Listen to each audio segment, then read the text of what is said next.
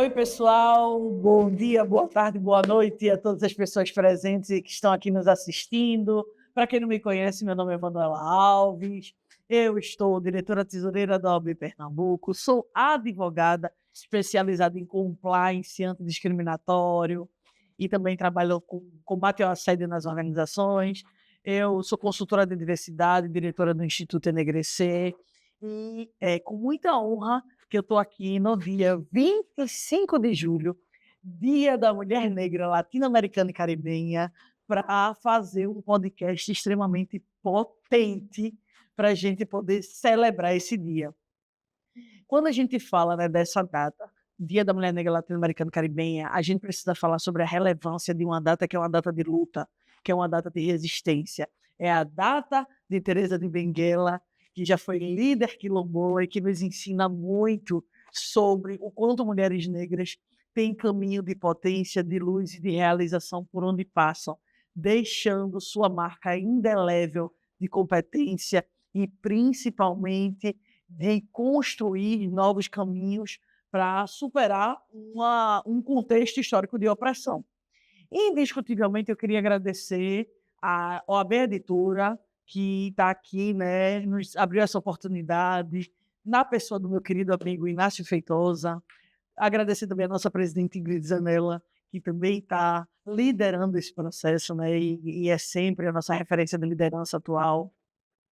E eu queria muito dizer a vocês que hoje a gente vai fazer um debate, que é um debate baseado numa obra, que é a obra de Angela Davis, Mulher, Raça e Classe, uma obra que é uma obra histórica, né? Uma obra super importante, super relevante, hoje uma das maiores referências quando a gente fala de feminismo negro, onde ela vai trazer um pouquinho sobre o histórico da mulher na sociedade, as diversas fases e as opressões que se colocam sobre os nossos corpos, né? Sobre gênero, né?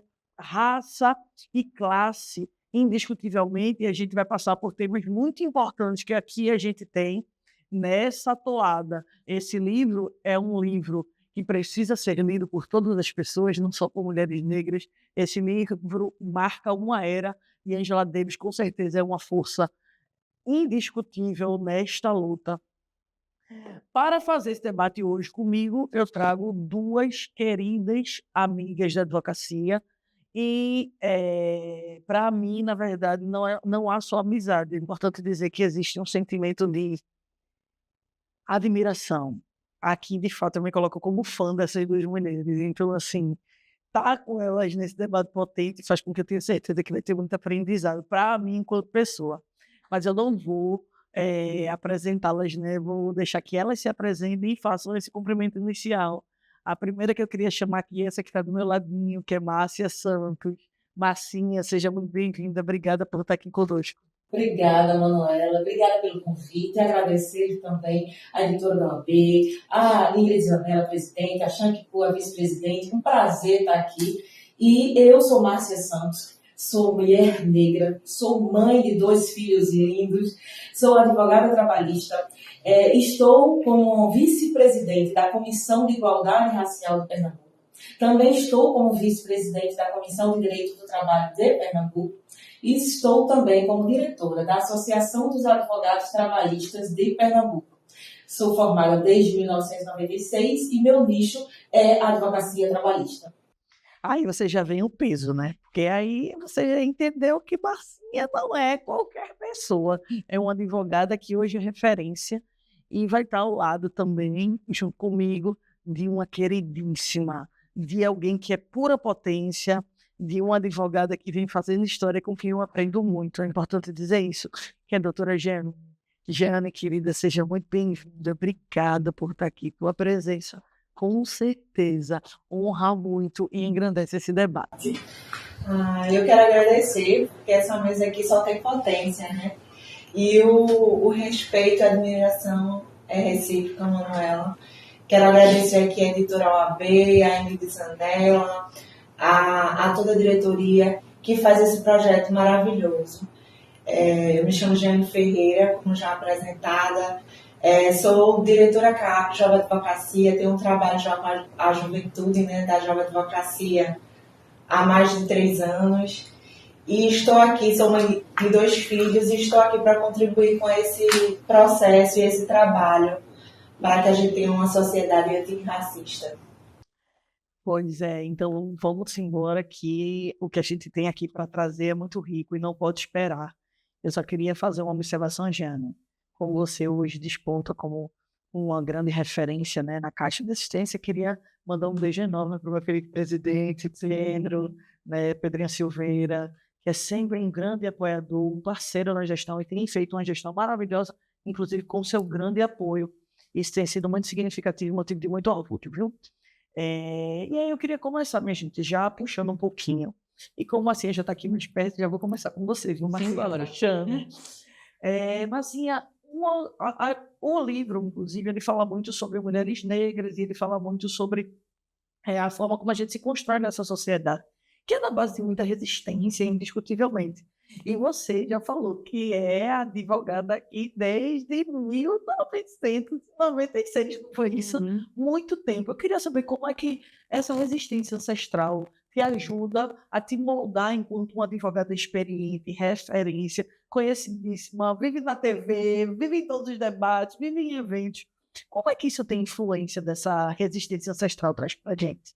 Com certeza, uma grande influência. E aí, fazendo um recorte, inclusive do livro, que me pegou bastante, é o fato de que Angela Davis fala que, na verdade, no tempo da escravidão, as mulheres negras, elas simplesmente eram julgadas como inferiores. E daí, o próprio feminismo não reconhecia.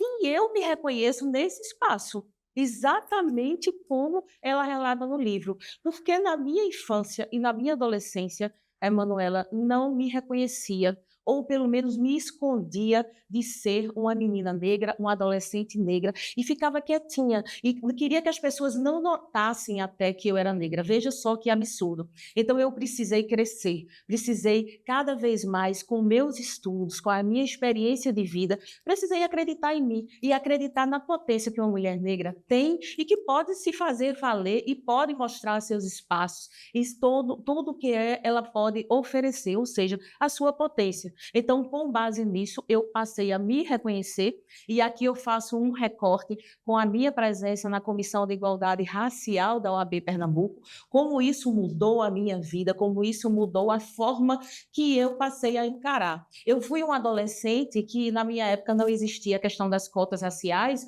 mas quando eu fui advogada, passou a existir, e eu cheguei, Manuela, a ser contra, a achar que aquilo dali era um absurdo, porque na minha cabeça, se eu cheguei, outras pessoas chegavam. Meu Deus, isso não é possível, gente, não é assim com o nosso sistema hoje ainda vivido pelo Brasil. Precisamos sim das cotas, como elas são importantes e como elas fazem com que isso daqui possa acontecer e cada vez mais as mulheres negras, elas possam ocupar espaços de liderança.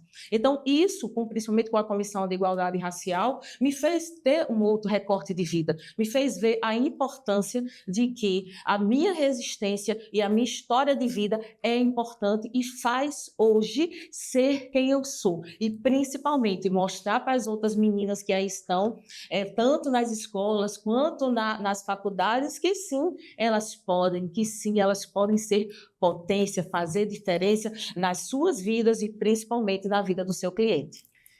Obrigada, Marcinha. A tua colocação, inclusive, emocionada, porque você vem de um lugar. Tem um livro chamado Tornar-se Negro, que eu estava até conversando contigo, de Neuza Santos Souza, que ela diz mesmo isso, que a gente não nasce negro, a gente se torna negro. E já, na verdade, já era menção também a Lélia Gonzalez, que também vai dizer isso, né? Que a gente vai se tornando, porque a gente descobre que ser negro nessa sociedade tem lugares que nos unem, tem fragilidades que acabam servindo de encruzilhadas, mas também tem potências que a gente só descobre quando a gente está do lado dos nossos e das nossas, indiscutivelmente. Então, essa tua fala reverbera muito para mim nesse espaço. E é motivo de muito orgulho, né? Porque eu também faço parte da Comissão de Igualdade Racial, já fui presidente da Comissão de Igualdade Racial. Esta daqui também é uma entrega da Comissão de Igualdade Racial, né? Que a gente está montando. E nesse mês, poder estar despontando nessa iniciativa, para mim, é super significativo. E aí eu queria puxar um pouquinho para Jeane, para a gente poder conversar um pouquinho. Jeane, eu conheço a sua atuação, né?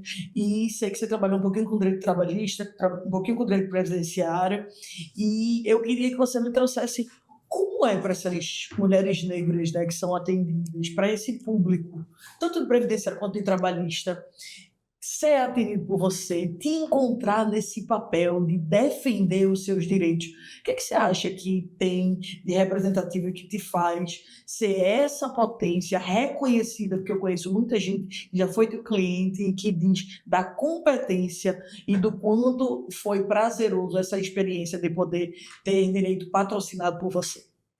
Então, a diferença está no acolhimento e na segurança que essas mulheres negras ela têm quando chegam ao meu escritório e que traz os relatos, né, dos seus pleitos judiciais aí em relação principalmente às injustiças. Ter o acesso à justiça hoje, embora se propague que é fácil, que é só procurar um órgão de defensoria ou um advogado, ainda para essa parcela da sociedade, como mulheres negras, elas ainda têm algumas dificuldades, principalmente em segurança. Então, o meu papel nessa estrutura é justamente isso, é ser escutativa, é saber de onde vêm as dificuldades, porque enquanto mulher negra que vem de comunidade, eu sei exatamente as dores que elas passam. Então, essa é a diferença, esse acolhimento e saber lidar com as dificuldades que elas têm no dia a dia. Perfeito, perfeito, Jeane. E é bom ter essa ciência, porque você sabe de fato o quanto essa representatividade faz referência na relação com a advocacia, que é uma relação de confiança. Sim. Indiscutivelmente, se você junta esses elementos, você consegue prestar um serviço ainda mais potente. E eu te parabenizo, inclusive, por tudo que eu já vi, né, da sua atuação e do quanto eu acho que você desenvolve bem o seu Manuela, e importante, assim, como você falou, eu sou advogada desde 96 e é uma construção. Hoje, graças a Deus, Jeane consegue receber, fazer essa escuta ativa, mas e na minha época, que na verdade poucos eram as advogadas negras e poucas eram as advogadas negras que podiam pegar aquele cliente e fazer com que ele tivesse a vitória. Então, o cliente, ele já sentava ali na mesa com um pouco de desconfiança, será que ela vai dar conta? E aí foi, na verdade, toda uma luta e toda uma construção para mostrar que sim, dava conta, sim, ganhamos e sim, você vai trazer outras pessoas, né? Que bom que a gente conseguiu fazer isso. Esse reconhecimento vem justamente do seu trabalho, que está, né? Você me antecede e eu continuo esse trabalho nessa perspectiva de gênero e de raça, porque é essa a diferença que fazemos no dia a dia. Aí vocês não me emocionaram, já vou ficar. Porque é isso, né? Esse trabalho não foi, ele continua sendo. E a gente está fazendo para as próximas gerações. Tem sido essa cadeia, né? Que é uma cadeia super importante, né? Porque ela diz muito sobre emancipação, sobre empoderamento do nosso povo, sobre visibilidade e sobre sermos o sonho de todos os ancestrais que lutaram para a gente estar aqui hoje. Então, para mim, é muito significativo isso. E aí, Marcinha, eu queria conversar contigo para entender na tua visão, sabe? Eu gosto muito dessa visão, trazer a visão das pessoas. No teu olhar, o que você acha que avançou nessa pauta de equidade racial, já que a gente está falando aqui, né?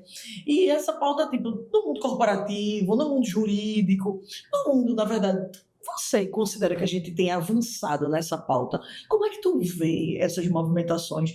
Porque ao mesmo tempo que a gente vê avanço, às vezes a gente vê retrocesso, caso de racismo, que deixa a gente até triste, né?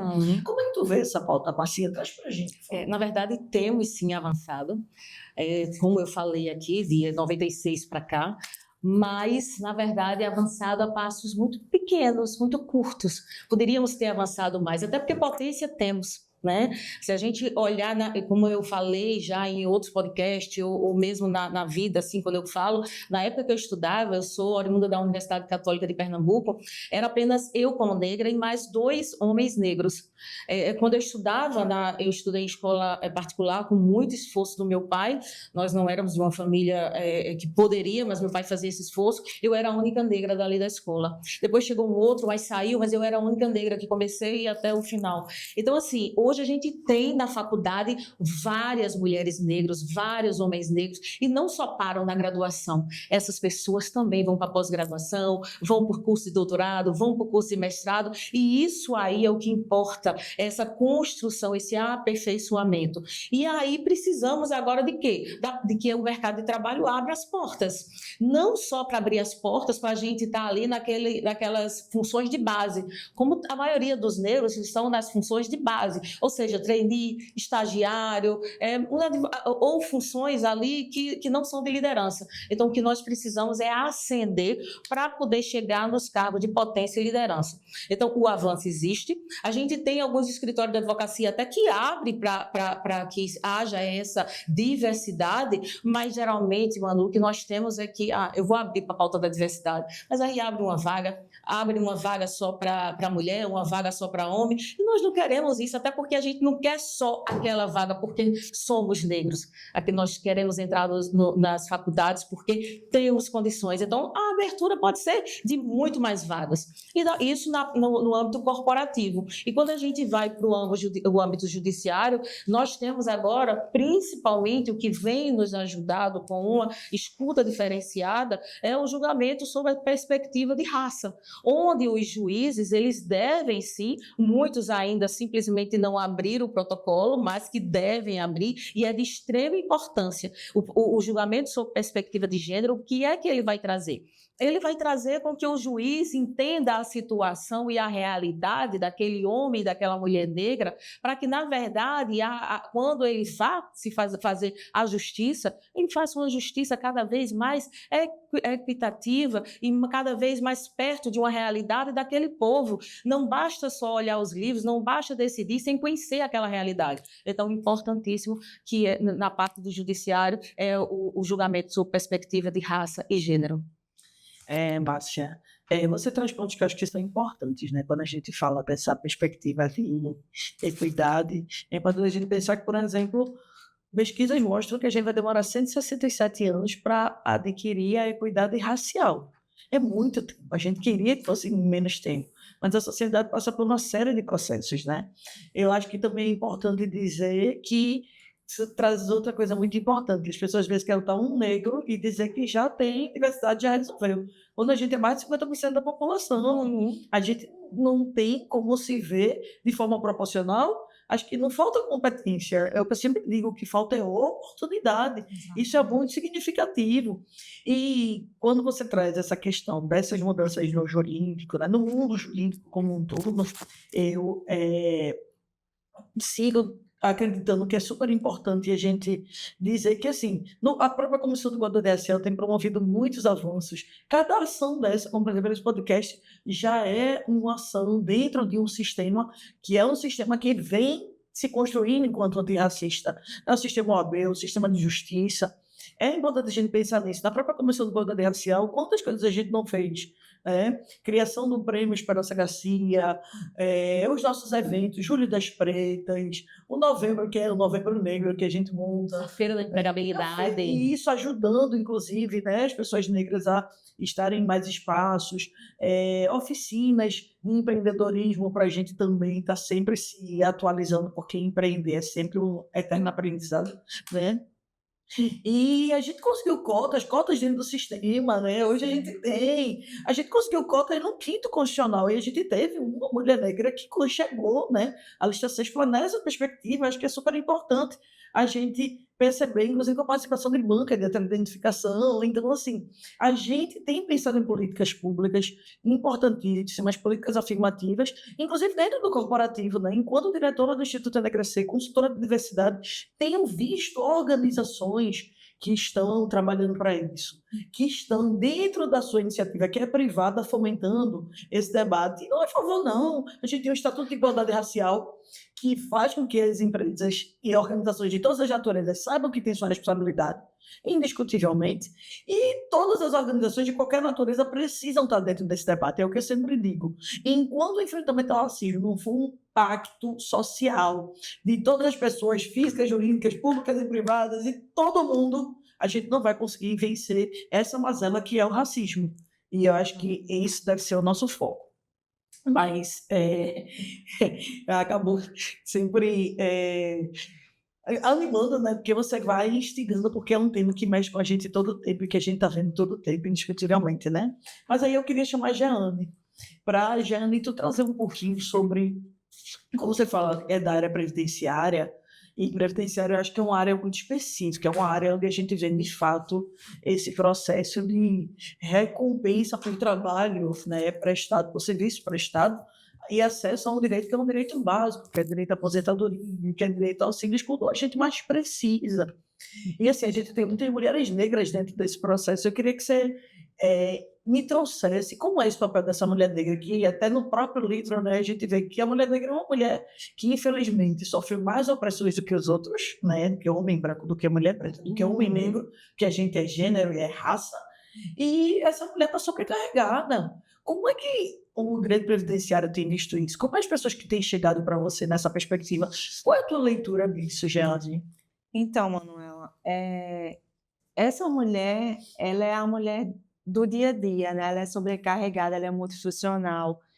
E apesar das pessoas não valorizarem o seu trabalho doméstico, seu trabalho familiar enquanto mãe, enquanto esposa, enquanto informal, ser autônomo, porque a mulher, ela sempre tenta juntar o útil ao agradável, porque se eu não saio de casa, mas eu tenho ali um empreendimento dentro de casa mesmo. E essa não formalização, né, ser informal, traz alguns danos em relação à seguridade social. E essa massa somos nós que estamos no índice de não contribuição, em torno de 21,2% das mulheres negras, né, do Brasil. E isso tem tido um cenário hoje bem relevante. Temos um histórico, e a gente não pode deixar de falar desse histórico de não contribuição, mas temos mudança também. Então, hoje, com algumas modificações no cenário, com a rede de apoio para mulheres negras, enquanto um exemplo de Comissão de Igualdade Racial, que vem trazendo informação, conhecimento, porque ela não só abrange os advogados, mas a sociedade civil, temos avanços. Então, as mulheres hoje estão se organizando, então, algumas são MEIs, e aí elas começam a ter essa contribuição. Temos avanço também em relação à regulamentação, como a IN 188 de 2025, recente agora de julho, que a mulher pode receber o auxílio maternidade apenas com uma contribuição. Isso ajuda muito, isso nos torna uma realidade de seguridade que antes a gente não tinha que ter um mínimo de contribuição, e essas contribuições são difíceis porque não são prioridade para as mulheres, né? Então, enquanto levar o leite da criança e uma contribuição, ela vai escolher o leite da criança. Então, é importante que a gente tenha avanço. Então, as mulheres estão tendo a oportunidade, através do estudo, do conhecimento, a se formalizar, a estudar, a ter espaços no profissional enquanto mulher negra, e está fazendo a diferença, e essa ascensão profissional, ela muda o nosso cenário, né? Então, existe desigualdade, nunca vai deixar de existir, mas existe um avanço. Somos mulheres fortes, potentes, e estamos fazendo a diferença através da informação e conhecimento. Jeane, eu vou pedir uma pausinha aqui nesse nosso debate, porque eu acabei de lembrar e queria que tu falasse sobre uma coisa que eu acho que é super importante. Você falou de maternidade, de auxílio, e aí eu lembrei de um projeto muito legal, que é o Espaço Kids, que a CAP tem, né? E eu queria que você falasse um pouquinho sobre isso, porque o nosso público é um público que é advocacia, e eu acho que é super importante, principalmente para as mulheres negras e para as mulheres, né, em geral, mas assim, poder deixar Negras são as que menos têm a rede de apoio. E aí, com isso da CAP, não é? Pode falar um pouquinho Então, sobre esse espaço? Então, vamos lá. A CAAP é um espaço incrível, no qual nos dá a segurança de deixar os nossos filhos, enquanto vamos fazer uma audiência ali pertinho do tribunal, uma audiência online. E agora estamos numa semana especial de férias, né? As crianças estão conosco, mas a gente precisa trabalhar. E aí essa audiência continua sendo realizada e continuamos lá. E o doutor Pedro Silveira, o nosso capitão lá, nosso presidente da CAAP, ele vem com um formato muito inclusivo e acolhedor.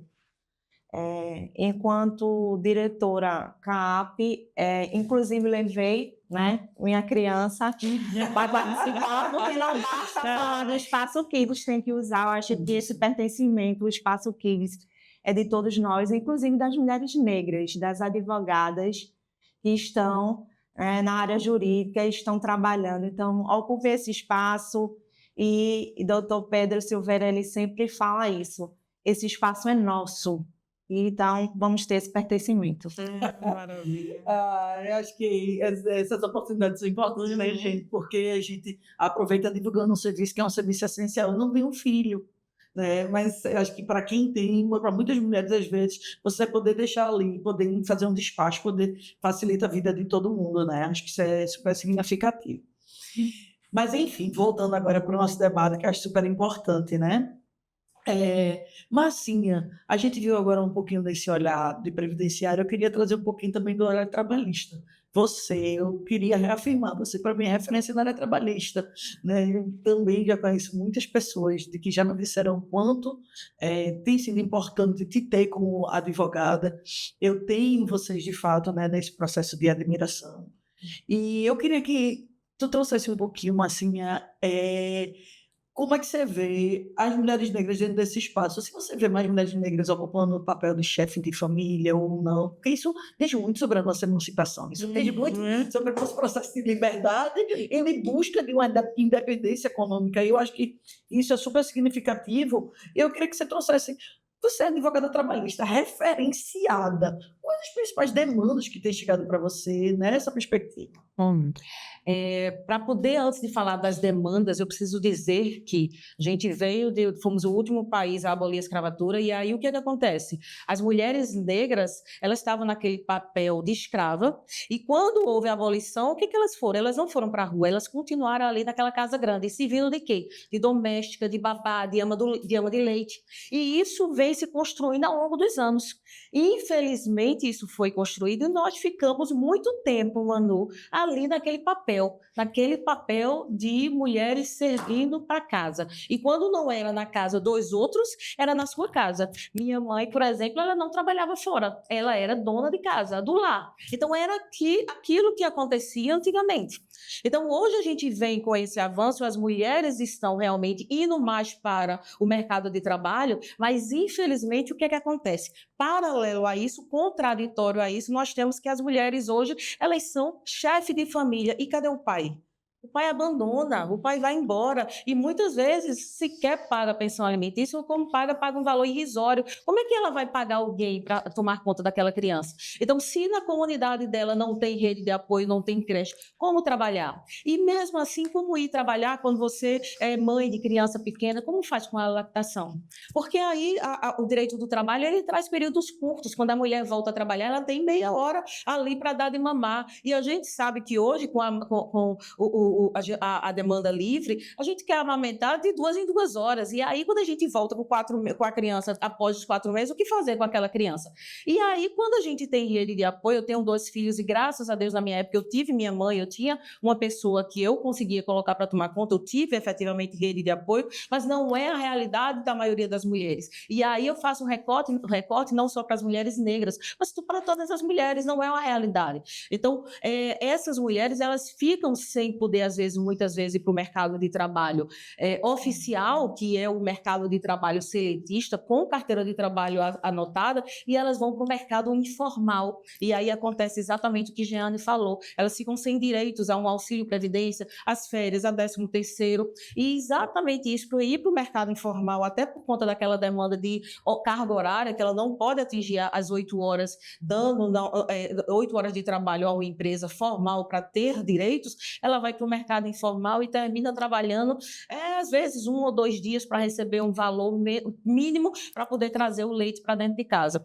Então, hoje, na Justiça do Trabalho, as maiores demandas são das mulheres, eu considero como, principalmente, reconhecimento de vínculo trabalhista, porque aí os empresários chamam essas mulheres e, logicamente, até por ser mulher negra, dá aquela enrolada e não assina a carteira. Então, hoje, nosso nicho é de vínculo trabalhista, de domésticas que trabalham mais de 3 dias na semana e elas são consideradas diaristas, ou seja, não era para ser, porque diarista só poderia ser no máximo 2 dias, e aí elas vão também em busca desse vínculo de emprego, e principalmente a equiparação salarial.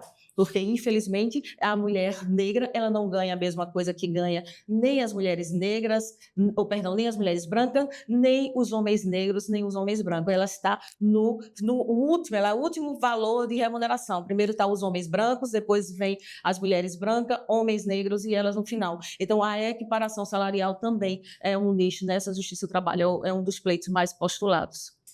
Massa. Então não é novidade, né? Mas para a gente é importante quem tem a vivência, e essa diferença ter a vivência, né?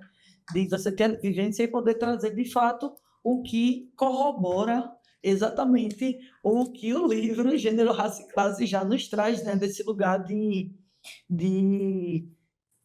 opressões sofridas, e acaba a gente percebendo que direitos básicos, por exemplo, reconhecimento de vínculo, isso é basilar, né? Mas a gente percebe que a gente tem essa maior dificuldade, especialmente nessa figura que a gente está vendo de mulher negra e dentro dessa estruturalidade, né, do sistema. Agora, Jeane, uma coisa que eu queria ouvir de você, né, na verdade, inclusive porque você vem dessa geração, dessa leva, né, mais Nova, recente, né, que seria, para mim, significativo, eu acho que é entender como é que você tem visto essa ausência de mulheres em espaços de poder. Acho que a gente está chegando, mas por que ainda existe tanta ausência nossa? E assim, caminhos, como é que tu lê esse processo? E eu estou falando principalmente porque você, hoje, advogada, muito conhecida, especialmente na área do Cabo de Santo Agostinho, que é, né, de lá da SUS, inclusive, mando um beijo para a minha presidenta Tereza, né, e todo mundo lá do Cabo de Santo Agostinho. E você tem um trabalho muito reconhecido lá nesse município, e hoje diretora da CAP, é uma referência. Como é que você vê mulheres em espaços de poder, nossas ausências, como é estar nesse processo? Me diz um pouquinho sobre como é se sentir essa referência. É se sentir uma estatística positiva, né?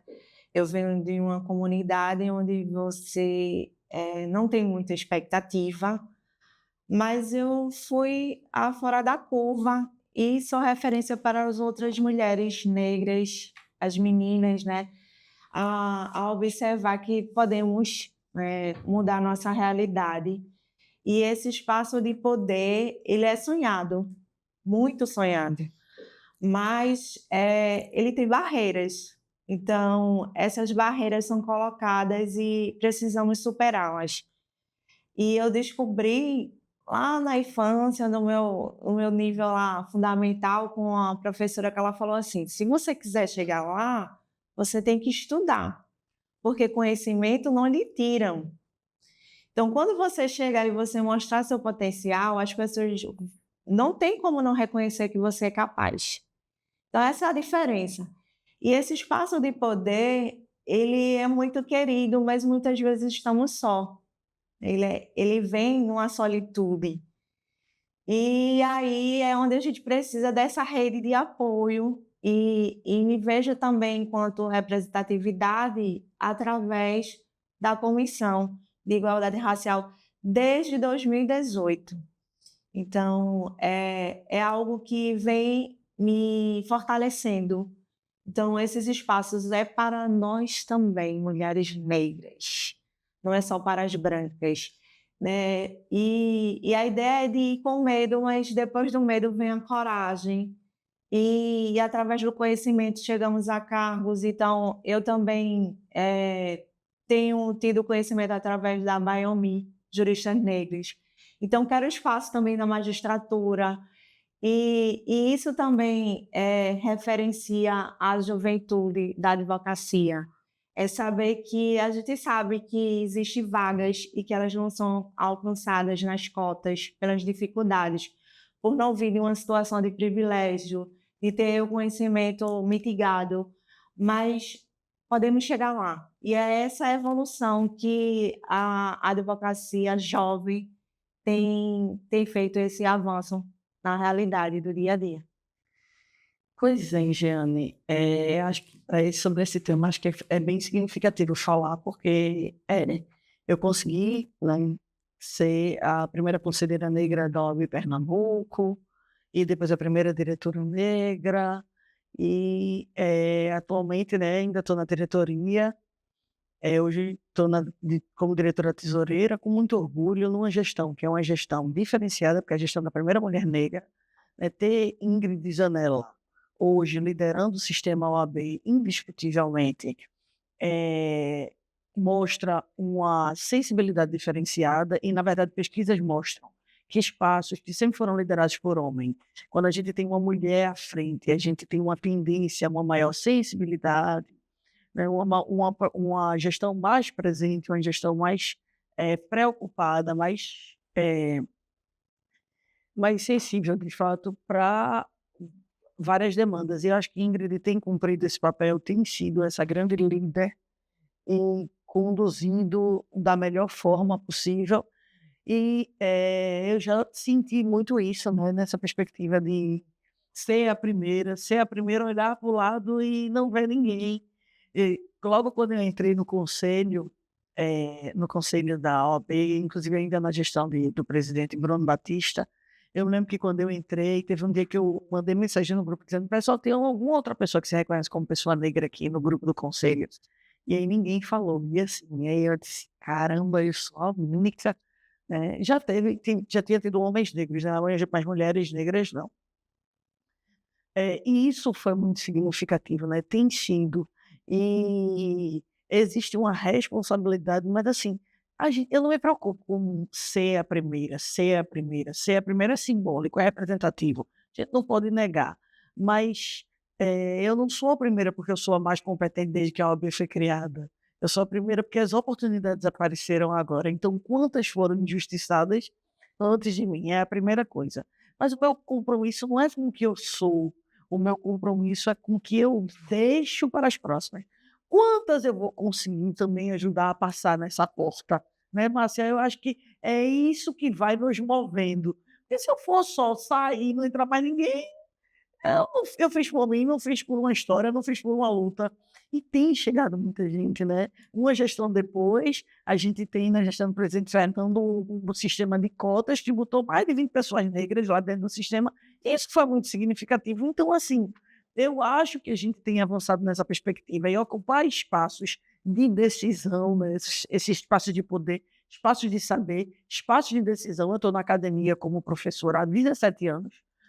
Em cursos jurídicos aqui, já passei por várias faculdades, então assim, isso é muito simbólico, principalmente para que as outras pessoas também entendam que elas podem sim ocupar esses espaços. E já que eu falei, né, já que você falou, eu queria saber para a Marcinha também, como é que ela se sente nesse papel de referência, nesse papel de servir de exemplo, e a gente escuta isso todo o tempo, né? Para tanta gente que está chegando dizendo: puxa, eu quero chegar aí, Como é para você, Márcia, esse processo? O que é que te leva, o que é que te move dentro dessa jornada? Porque às vezes a impressão é que a gente poderia simplesmente fazer o nosso e pronto, já fosse. O que é que nos move a estar nesse espaço de referência e sabendo que existe compromisso, né? Como o Jeane falou e eu sempre falo, e aqui a gente está no 25 de julho, o mês da mulher negra latino-americana caribenha, e é um mês de resistência. E é assim que eu me sinto, sempre, dia após dia, Manu, resistindo. Porque às vezes, então agora como você acabou de falar, a gente cansa. Eu poderia simplesmente estar ali no meu escritório atendendo e só fazendo o meu, acabou. Mas eu sei que o meu papel é muito maior que esse. Eu sei que eu sempre prezei pela justiça social, pela igualdade, isso através do meu trabalho. Então, por isso que, às vezes, até na minha própria rede social, várias pessoas me perguntam, eu tiro dúvida. Eu faço muito dessa parte de fazer a justiça sem cobrar do trabalho, tentar resolver, às vezes sem cobrar nenhum valor, para poder tentar ajudar. Isso sempre foi de mim. Mas, a partir do momento que eu entrei na Comissão de Igualdade Racial, e eu faço agora um corte, eu entrei a convite de minha amiga Manuela Alves, que me chamou, eu estava como conselheira estadual, estou ainda hoje, mas na gestão do Fernando, e ela olhou para mim e me chamou para conversar após a reunião, e me chamou e me convidou para a Comissão de Igualdade Racial. E eu posso dizer que ali minha vida mudou bastante, principalmente da forma de encarar, porque a OAB, e eu vim daquela época, eu ia na OAB, eu trabalhava como grande advogada, eu ia para a OAB e eu entrava ali morrendo de medo, porque nem os próprios funcionários, Manuela, naquela época, eles eram negros, nem os próprios funcionários, eu não conseguia ver, exceto o servente, né, o auxiliar de limpeza, mas os funcionários não. Então eu vim dessa época, onde eu e acredito que os outros tinham medo até de entrar naquele espaço, porque apesar de ser a Casa da Cidadania, eu não me sentia representada ali. Então, hoje, eu estou na Comissão de Igualdade Racial, às vezes no cansaço, estou na vice-presidência da Comissão de Direito do Trabalho, às vezes no cansaço, mas tentando cumprir para, principalmente, abrir caminho para os meus.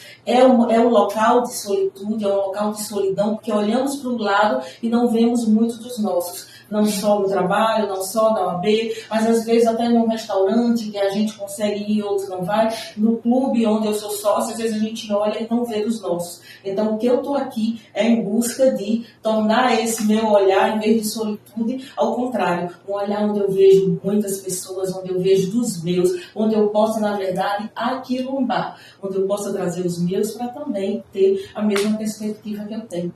Então, essa forma que eu vejo, de mostrar para as pessoas, sim, para aquelas meninas, e também para os advogados negros que estão iniciando, para os advogados negros, que temos espaço, temos competência, temos qualidade e que fazemos a diferença. E, principalmente, nesse espaço que eu estou hoje, é um espaço de quê? De você conseguir o respeito. E aí, quando a gente consegue o respeito, a gente consegue trazer os nossos também para junto. É muito significativo isso que você traz, Márcia, e eu acho que isso é super importante, porque quando a gente fala, né, às vezes a gente olha para o lado e não vê ninguém. Isso já foi, inclusive, muito mais intenso. Hoje a gente já se olha, hoje a gente já se vê, não na quantidade que a gente gostaria, né, ainda, mas hoje a gente já se olha, hoje a gente já se vê. E a gente tem passado por esse processo e a gente consegue observar, né, o quanto nós passamos a representar dentro do sistema. Hoje os nossos turbantes, hoje, né, os nossos vestidos de tecido africano, hoje o sistema OAB está acostumado. Eu já vi uma diretora, porque já vi uma conselheira, porque a gente começou a ocupar, porque então eles já sabem. Isso é muito significativo, porque a casa se abre. As organizações elas precisam estar dispostas, as pessoas que estão na gestão elas precisam estar comprometidas, e isso a gente tem feito. E não, por favor, é importante que se diga isso, não é por favor, não. É uma obrigação, é um dever, principalmente de uma casa que se coloca como a Casa da Cidadania, principalmente com a OAB, que é a defensora do Estado Democrático de Direito. Então, isso tem sido muito importante, mas a gente sabe que é óbvio que o apoio das gestões é um apoio muito significativo e que tem feito a gente avançar, porque, na verdade, o racismo, a gente diz que ele é estrutural e ele vai estar em todos os espaços, quando você traz, sabe, Marcinha, essa questão de que às vezes até nos restaurantes que a gente vai, em todos os lugares que a gente vai, é isso mesmo. Quanto mais a gente consegue ascender, quanto mais a gente consegue chegar em alguns espaços, menos a gente vê os nossos, né? Então isso é muito significativo. E isso vai fazendo com que a gente perceba o quanto a gente ainda precisa avançar e a gente precisa ser uma força propulsora onde nós possamos nos puxar, onde nós possamos nos levantar. Isso é muito significativo e isso, inclusive, é a minha missão, sabe? É uma coisa que eu sempre carrego, quem convive comigo sabe disso. A minha missão é ajudar outras pessoas a crescerem também comigo, avançarem. E óbvio, todas as pessoas, mas especialmente as pessoas negras, né, que é onde eu tenho esse espaço de aquilombamento, esse espaço de pertencimento. E aí, minha gente, vocês entendem que é importante? Como é que vocês veem essas redes de apoio? Eu queria que vocês falassem um pouco disso, já que a gente já está, né, nesse processo de ir caminhando para esse fechamento. Como é que vocês veem essas redes de apoio? O que vocês consideram como rede de apoio? Vocês acham que existe essa... A gente fala de sororidade, né? Quando a gente fala de mulheres. Quando a gente fala de mulheres negras, a gente tem falado muito abençoado por vir uma piedade em dororidade, porque a gente tem se reconhecido dentro desse processo, que é um processo muito doloroso, mas é um processo que a gente compartilha, e muitas vezes é um processo que as mulheres brancas não compartilham, né? O livro, a gente tem que trazer o livro de novo, né? O livro diz muito sobre isso, e nos ensinou isso, né? Quando ele mostra, por exemplo, que no movimento sufragistas eram mulheres brancas lutando pelo direito de votar. Para elas, se as negras estivessem votando... Então, assim, o quanto o feminismo não nos viu, a ponto da gente precisar criar um feminismo negro. E a própria Ângela Davis, ela vai falar, né, dessa necessidade da gente entender que a gente não pode mais falar mulher no singular. A gente vai precisar falar mulher no plural, porque somos mulheres e somos mulheres muito diversas. Ela não fala o termo interseccionalidade, mas ela traz o que é interseccionalidade, que depois é um conceito que vai ser trazido por Kimberly Crenshaw, pela própria Carla Cotirene aqui no Brasil, e vai dizer exatamente de quanto nos atravessa, porque a gente está falando de mulheres negras, mas se você é mulher negra e trans, a sua vulnerabilidade é muito maior. Se você é uma mulher negra, trans, uma mulher com deficiência, sua vulnerabilidade é muito maior. Então, assim, pensar nessas questões que nos atravessam. Aí eu queria entender de vocês, se vocês consideram que existe essa parceria, essa rede, se a gente tem se estruturado de forma coletiva, ou se vocês entendem que ainda é um processo sozinho e que a gente não consegue fazer esse link. Quer começar, Lucinha? Na minha época foi um processo sozinho, Manu. Efetivamente, sozinho mesmo. Tive que abrir caminhos. Hoje eu já encaro que não. Nós temos, eu vou fazer o recorte para a Comissão de Igualdade Racial, a qual estou como vice-presidente, e a gente traz isso. As oportunidades são colocadas no grupo. Oportunidade de emprego, oportunidade de estágio, oportunidade de aperfeiçoamento e principalmente, por exemplo, quando vem algo para mim, ou muita gente fala comigo no privado, me pede peças e eu dou, eu faço com que elas cresçam, me pede dicas, como é que faz isso, como é que eu desenvolvo esse processo e eu estou ali para poder ajudar. E também no aspecto de comunicação. Às vezes a gente é chamado para dar uma entrevista, alguma coisa assim, eu faço questão de primeiro olhar os meus e oferto ali, vou no privado e faço com que todos aqueles participem. Não posso caminhar sozinha mais, eu tenho que trazer os meus. Então é esse recorte, essa diferença que eu faço na Comissão de Igualdade Racial. E tu, Jane, como é que você vê isso? Eu vejo, eu vou falar por mim, realmente existe essa rede de apoio. Existe em sua plenitude, porque eu sou do interior, e aí quando você vê as oportunidades chegando aqui no centro, você sonha. Eu olhei para a Manuela e vi a conselheira, mas eu vi a mulher dentro. E eu não enxergava ninguém nesse espaço. E aí quando Manuela, hoje enquanto tesoureira, eu olho e vejo uma representatividade. Você é um exemplo de potência. Existe essa rede de apoio? Sim. E ela é palpável. Quando eu vejo lá no grupo da Comissão de Igualdade Racial, vagas de emprego para homens e mulheres negras, eu me sinto acolhida. Eu sei que há espaço para mim. E quando a gente não tem essa rede de apoio, a gente simplesmente não tem muito o que fazer. Ficamos naquela rede da caixinha, sabe? Encolhidinha ali, sem sonhar, sem ter esperança da mudança.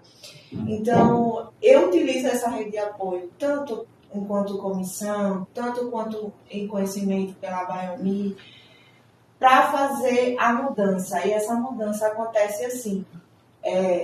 Teve pessoas antes de mim, eu vou dar continuidade, vai ter pessoas no futuro um futuro muito imediato, né? Porque a juventude está aí. E é preciso a gente entender que hoje eu posso dizer que sou negra em minha plenitude. Eu não preciso me moldar para uma advogada ser contratada enquanto perder esse pertencimento de negra, sabe? Vocês entendem que hoje eu posso chegar e o juiz vai, porque eu já estou em alguns espaços. Né? Márcia já veio antecedendo enquanto eu chego numa audiência e vou realizar essa audiência, o juiz já percebe que somos sim fortes. Então eu não vou alisar o meu cabelo para ficar no formato. E nada contra quem alisa, mas eu sou negra em minha plenitude porque eu tenho essa rede de apoio. E ela é palpável, ela é sim muito acolhedora. E é por isso que eu venho agradecer por vocês ter feito esse trabalho para que hoje eu possa dar continuidade. Muito obrigada por essa contribuição a nós mulheres. Obrigada, Jeane. Na verdade, nem tenho que agradecer, é nosso dever, né? O que a gente sempre costuma falar, é nosso dever.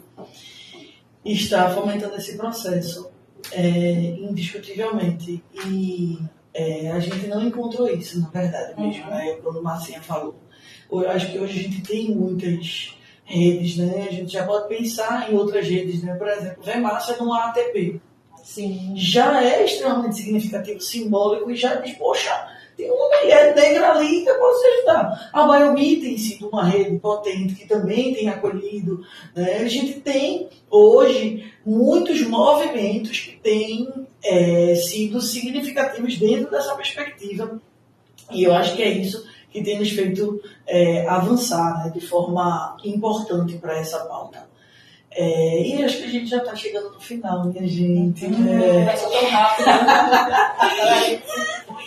Pois eu queria que vocês fizessem as considerações finais de vocês para a gente poder, de fato, fechar esse momento aqui, que é um momento tão significativo, já dizendo do meu orgulho de poder ter construído isso aqui com vocês. Mas vou passar aqui para vocês irem falando. Marcinha, pode fazer as considerações finais. Bom, agradecer, Manu, pelo convite. Sempre maravilhoso falar da Comissão de Igualdade Racial, falar da luta, falar da resistência, principalmente desse mês tão significativo. Falar que não precisa, como a Jane acabou de falar, eu nunca precisei alisar o cabelo, nunca precisei, também nada contra quem alise, mas assim, nossas raízes, nossa história vai ser marcada e deve ser respeitada por todos. E estamos num processo que eu espero que essa solitude cada vez diminua mais e consigamos que os nossos, as nossas possam sim ocupar cada vez mais espaços e espaços de liderança, espaços de poder, onde possam sim decidir e ter voz e vez na advocacia ou em qualquer lugar da sociedade. Então, obrigada pelo espaço, Jeane, obrigada por compartilhar, e é isso. Eu quero falar aqui uma frase de Angela Davis que me toca muito, que ela fala assim: para o feminismo ser relevante, ele precisa ser antirracista e incluir todas as mulheres das mais diversas esferas. E é sobre isso, inclusão, é sobre igualdade, equidade. E essa luta, ela é nossa. Então eu quero agradecer por estar nesse espaço, por estar nessa luta com vocês. Isso é muito importante. Para que a gente, nesse dia no dia 25 de julho, tão especial, para que a gente reconheça que temos desafios, mas temos avanços também. E esses avanços se dão quando pessoas como Angela Davis nos traz relatos de vivências e em seu livro o aspecto impressionante de que sofremos muito, mas a partir daí temos uma luta e resistência para que a gente tenha um mundo antirracista e tenhamos tudo o que merecemos, né? Respeito principalmente. Obrigada, Jeane. Bom, também queria acabar com uma frase, né, de Angela Davis, que acho que reforça o que você falou, que é exatamente a frase que diz: a verdadeira libertação das mulheres só será possível quando estivermos todas livres. negras, pobres, trans, indígenas, trabalhadoras. Hoje é 25 de julho, hoje é Dia da Mulher Negra Latino-Americana e Caribenha. A minha honra de poder estar aqui nesse bate-papo com essas duas gigantes advogadas que têm feito um trabalho fenomenal para mim, muito honroso, e eu acho que a mensagem que a gente pode deixar é essa para quem está nos ouvindo, para quem está nos assistindo, que existem construções que precisam ser feitas de forma coletiva. Esse podcast, ele serve para a gente pensar mesmo no quanto existe ainda de mazelas, né, de estereótipos que precisam ser quebrados, especialmente em relação à mulher negra, e principalmente do quanto a sociedade ganha quando a gente garante espaço e respeito para todas as pessoas. Na verdade, eu sempre digo, né, que inclusão não é tendência, inclusão é urgência. E o compromisso precisa ser um compromisso coletivo. Essa é mais uma entrega da editora OAB, que produziu esse momento super importante. Mais uma vez, a gente deixa os nossos agradecimentos. Agradeço a todo mundo que nos acompanhou até aqui. É uma honra poder falar para essa advocacia e poder falar para todas as pessoas que esse debate não é um debate só da advocacia, é um debate de toda a sociedade. Deixamos, né, as nossas mais sinceras, né, e positivas energias para que vocês fechem o mês de julho, né, muito bem, e que a gente siga construindo uma sociedade cada vez mais justa e com equidade para todas as pessoas. Muito obrigado, pessoal. Até a próxima. Valeu, tchau, tchau.